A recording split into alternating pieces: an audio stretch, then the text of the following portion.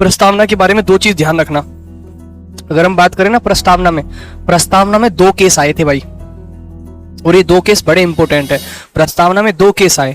Number एक आया था आपका बेरूबाड़ी केस, जो कि आपका आया था 1960 में, 1960 में। पेन का कलर थोड़ा छोटा करना पड़ेगा। दूसरा केशवानंद भारती केस। कौन सा आया था? केशवानंद भारती केस। केशवानंद भारती केस की अगर मैं बात करूं, ये आया था 1973 में, 1973 में।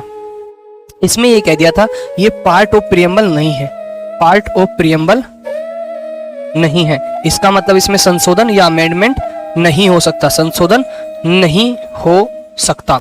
केशवानंद भारती केस 1973, ये आपका आया था 1973 में। इसने कहा था पार्ट ऑफ प्रियम्बल है, पार्ट ऑफ प्रियम्बल, और इसमें संशोधन हो सकता है, संशोधन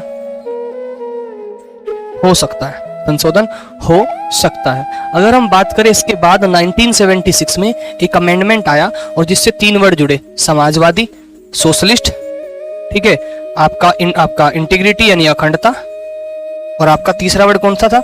सेक्युलर यानी पंथ निरपेक्ष या धर्म निरपेक्ष। हिंदी में पंथ निरपेक्ष भी बोल देते हैं इसको, पंथ निरपेक्ष। तो इसका राइट आंसर क्या हुआ? 42nd constitution amendment act. ठीक है भाई, चलिएगा।